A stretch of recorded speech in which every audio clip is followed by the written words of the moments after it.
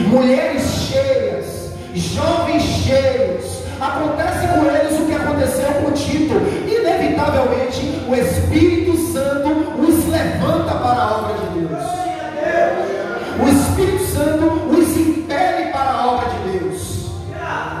E Estevão e Filipe entendeu a submissão aos apóstolos. Você foi levantado para a mesa, mas o Espírito Santo que capacita a igreja para cumprir um objetivo, que é edificá-la. Ele sabia que aqueles homens podiam ir a mais, porque eles estavam orando. Essa é a base do ministro, louvado seja Deus, representado em Tito. Eles tinham uma vida de consagração a Deus. Eles estavam sendo, louvado seja Deus, constantemente experimentados na palavra. Veja a característica de um obreiro levantado para pastorear, que é Tito, a igreja de Creta, uma igreja de ímpios. Porque se fosse uma igreja de judeu, entre aspas, seria mais fácil. Porque embora o judeu tinha dentro dele aquele sentimento legalista de cumprir a regra, a lei, mas pelo menos de longe eles tinham a ideia de que estava lidando com um Deus santo, com um Deus único e verdadeiro. E uma igreja de gentil que não tem ideia nenhuma de Deus, precisava-se que Tito fosse extremamente cauteloso e prudente na obra de Deus. A Bíblia diz: seja a vossa moderação conhecida de todos os homens. E a Bíblia está dizendo que nós precisamos não apenas ter moderação, mas que ela seja vista na maneira de tratar os irmãos, na maneira de transmitir a palavra de Deus.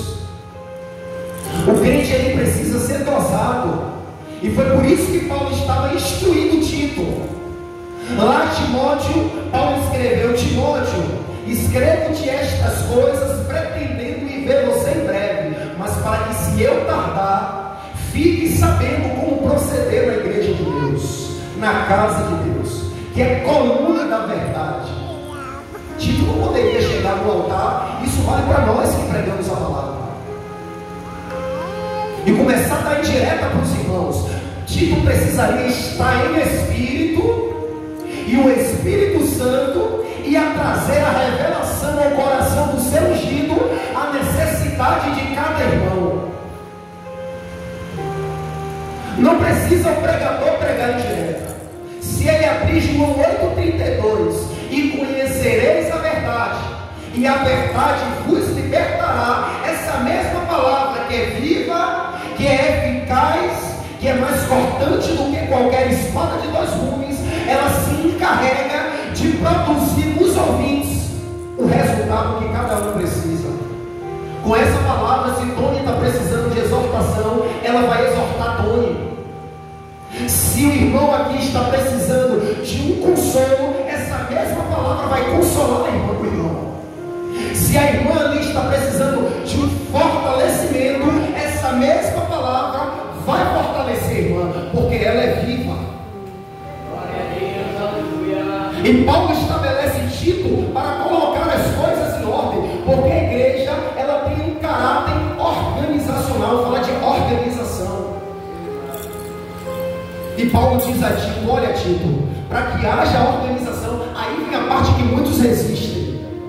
Muitos querem se autonomenclaturar porque não querem ser liderados.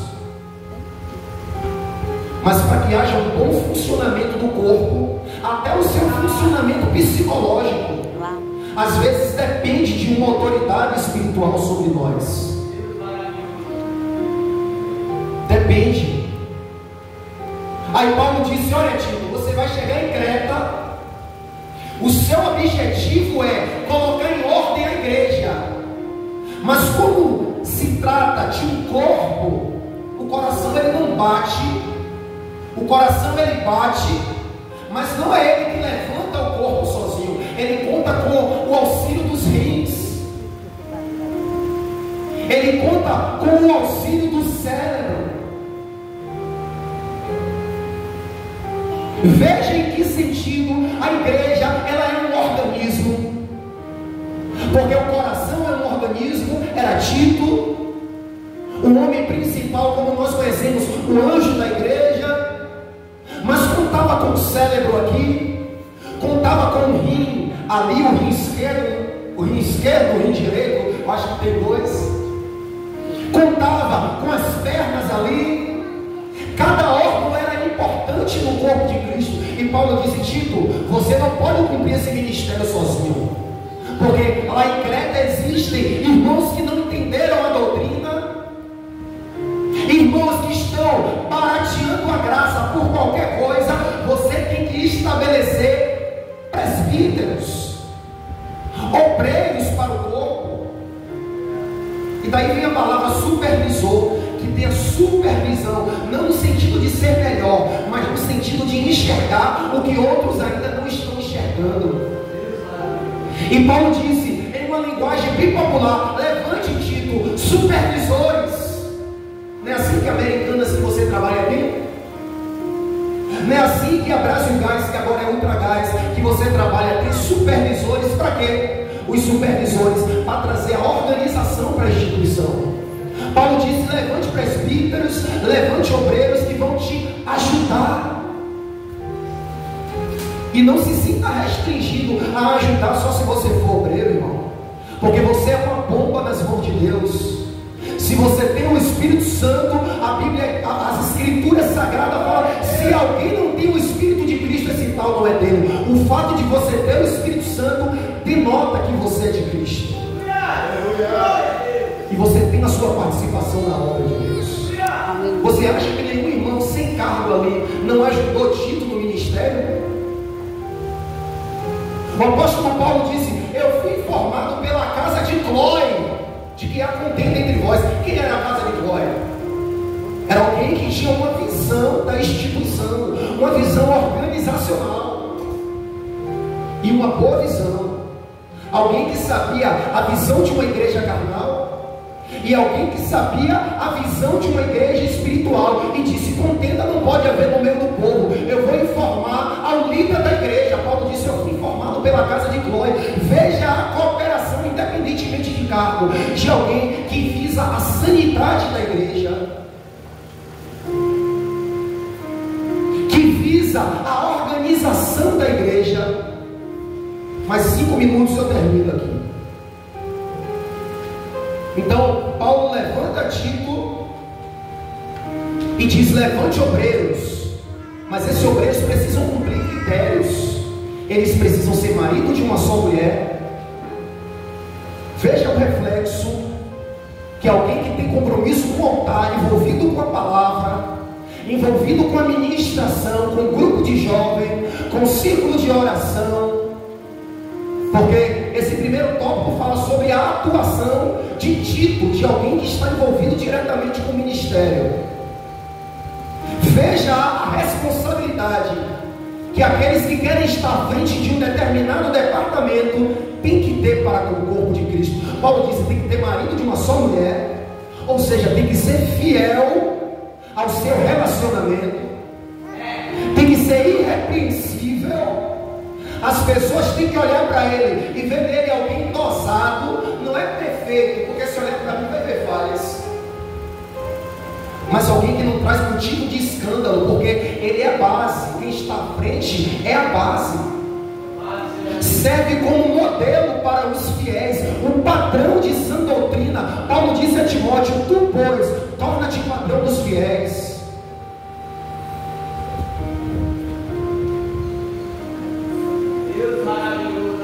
E Paulo disse a Tito: alguém que seja fiel. Não é para levantar o obreiro só porque fala bonito. Tomou um curso de teologia, cumpre bem as exigências da gramática portuguesa, coloca os S's no final das frases, fala pausadamente, tem uma boa homilética, tem uma boa oratória. Levante ele. Não. A exigência de Atos era homens cheios. Cheios não de conhecimentos, mas primeiro do Espírito. O próprio Espírito vai te impulsionar a buscar o conhecimento. Cheio do Espírito e de sabedoria. E aí, quando o homem se preocupa, o bispo, o pastor que é Tito, se preocupa em ser cheio do Espírito, é a porta que se abre. E quando o Espírito vem, traz todo esse pacote que eu falei. Faz com que o obreiro, com que a obreira seja irrepreensível, seja fiel, seja boa dona de casa, cuide bem dos seus filhos, do seu marido, que o marido ame a esposa como ama a igreja. É isso que Paulo está dizendo a Tito. Levanta bispos, ministros, para trazer a organização no meio de vocês. Glória a Deus. Seguido do segundo tópico, a institucionalidade bíblica da igreja.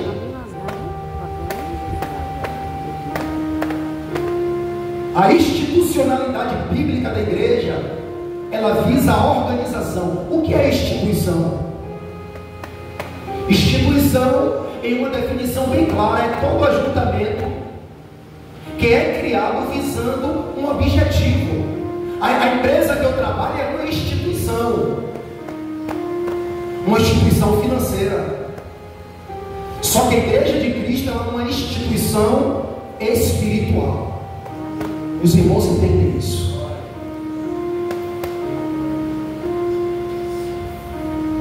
E quando Deus estabelece a igreja como instituição para o seu bom funcionamento, quando Deus usa Paulo para estabelecer Tito e Tito estabelecer ministro, Deus disse, desde lá de Êxodos a Moisés, quando Deus levanta Moisés para que a igreja, como instituição bíblica, funcione dentro da mentalidade divina, cumprindo o desejo e o agrado do coração de Deus que a estabeleceu. Ele disse, ela precisa andar em algumas normas. E essas normas não são humanas. Use vestido até os braços. Ande com os filactérios alargados o tempo todo. Tem pessoas que andam assim e se sentem crentes só por isso. Se você anda assim e acha que é agradável a Deus, é palmas para mim e para você, porque você está vivendo da maneira que você acha melhor agradável a Deus. Mas não é isso que me recomenda a Deus. As normas que Deus deixou para a igreja são normas que o homem não poderia criar. E Deus deixou elas registradas na Bíblia. E elas podem ser representadas por um versículo tão simples que está em Filipenses 2,5, essas normas. Quais são as normas? É um pacote para não citar uma por uma. Tende em vós os mesmos sentimentos que houve também em Cristo. Isso é norma, Paulo? É maneiras, irmão. Quando ele usa a palavra norma, ele não está querendo dizer que Deus deixou regras. Deus deixou maneiras. Normas é maneiras. Se eu digo, olha, não sente naquela cadeira, porque aquela cadeira está quebrada, eu estou te dando uma maneira de você estar aqui dentro de uma maneira melhor. Então Paulo disse, tende em vós os mesmos sentimentos. E quando você olha a vida de Jesus, qual foi os sentimentos que passou em Jesus? Deus disse, eu tenho que deixar normas, eu tenho que deixar maneiras, e o sentimento que eu posso captar em Jesus, dentre os vários, e vai pensando que eu vou pedir para você levantar as mãos e falar, um deles era sentimento de amor. E não precisa nem falar em que momento Jesus demonstrou isso. Veja a norma que Deus deixou para a igreja: amarás ao próximo como? O Novo Testamento, ele traz uma revelação em cima disso, e ele não diz mais a ti mesmo, ele diz como eu vos amei. Veja o amor verdadeiro que Jesus nos amou, a ponto de ele dizer assim, ó, amarás o próximo como eu vos amei, porque ele sabia que de fato ele tinha expressado o verdadeiro amor. Outro sentimento, Tony, que Jesus demonstrou quando estava aqui na terra, você consegue lembrar? Compaixão. Jesus era um homem que sabia se colocar no lugar das pessoas. Sentimento de justiça. Então Deus deixou normas, maneira, para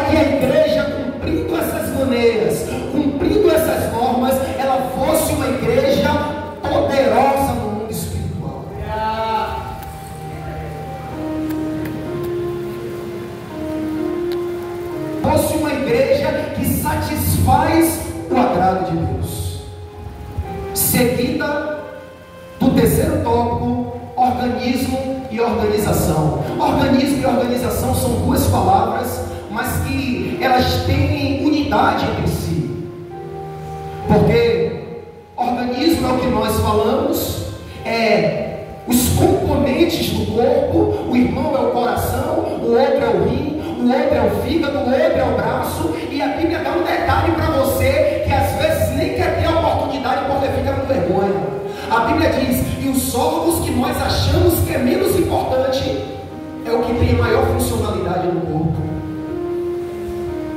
A Bíblia diz que entre estrela e estrela há diferença de esplendor.